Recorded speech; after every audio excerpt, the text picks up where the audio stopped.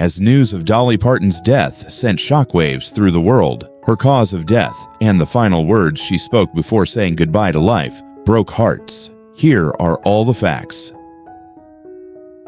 Dolly Parton, the legendary name in country music, passed away at the age of 80 on Tuesday, August 25, 2026, at Vanderbilt Ingram Cancer Center in Nashville. Her family and representatives announced that her death came after a brief battle with cancer. Parton had been admitted to the same center on Friday and passed away surrounded by her loved ones. The type of cancer was not disclosed in detail to the public, but ongoing health issues over the past year had raised concerns. She postponed her planned Las Vegas residency in 2025 and completely canceled it in May 2026. Doctors had advised her not to travel due to issues including kidney stones, immune and digestive system problems, dizziness, and dehydration. She later openly acknowledged that she had neglected her own health, especially following the death of her husband, Carl Dean, in March 2025.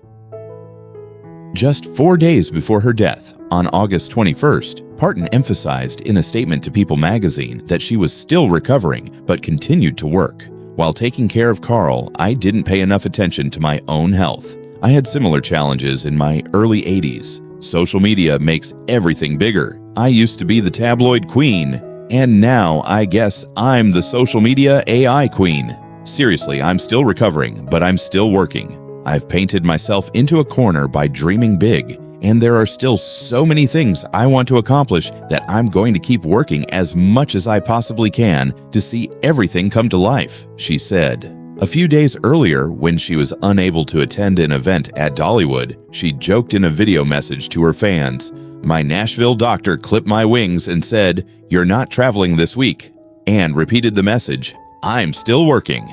These statements are considered her last known public remarks before her death. No private last words from her bedside were made public. Her nephew, Brian Seaver, shared the family's official statement on Instagram, as Parton had requested years ago. "Dear Dolly Parton, throughout her life and career, she brought joy, laughter, hope, and honesty to everything she touched. After a brief battle with cancer, she departed her earthly life surrounded by her loved ones," the statement said. Seaver also shared his aunt's final wish. After carrying heavy rhinestones throughout her life, she now deserves to be comfortable. She wants to rest in a soft cotton bed. Parton's distribution of hundreds of millions of children's books through her Imagination Library project, her contributions to COVID-19 vaccine research, and her decades-long career on stage led to tributes from around the world following news of her death. Miley Cyrus, Taylor Swift, and many other artists praised her legacy.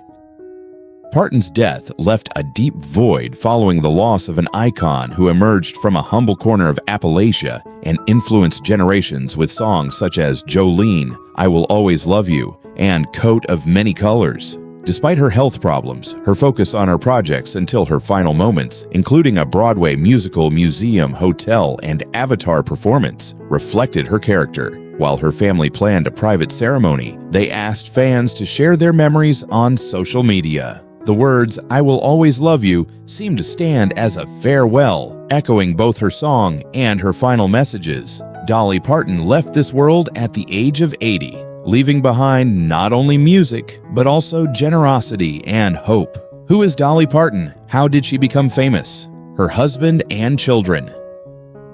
Dolly Rebecca Parton was born on January 19, 1946, in Locust Ridge, Sevier County, Tennessee, as the fourth of 12 children in a poor tobacco farming family. While her family lived in a one-room cabin without electricity or running water, music became a source of escape and hope for her. Raised on church hymns and folk ballads by her mother, Avie Lee, Dolly wrote her first song at the age of 6 and began playing guitar at around 7 or 8, using a guitar gifted to her by her uncle, Bill Owens. By the age of 10, she was regularly performing on local radio and television programs in Knoxville, and at 13, she gave a performance at the Grand Ole Opry, introduced by Johnny Cash, that received 3 encores.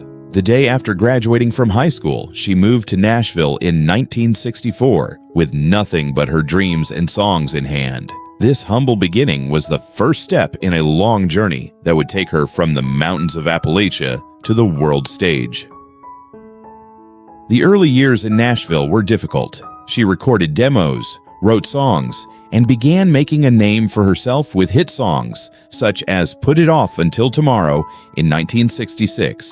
In 1967, she entered the country charts with Dumb Blonde and Something Fishy, released by Monument Records, and released her debut album, Hello, I'm Dolly, that same year. Her major breakthrough came when she joined Porter Wagoner's television program. Appearing regularly on Wagoner's show for 7 years, Parton gained national fame through duet albums and solo work. In 1971, she achieved her first #1 hit with Joshua, followed by Coat of Many Colors, Jolene, and I Will Always Love You, which she wrote when she parted ways with Wagoner in 1974, and which cemented her legendary status. After focusing on her solo career, she became a global icon through songs that transcended the boundaries of pop and country, film roles, and her identity as a businesswoman. With her rhinestone-studded outfits, witty personality, and heartfelt lyrics,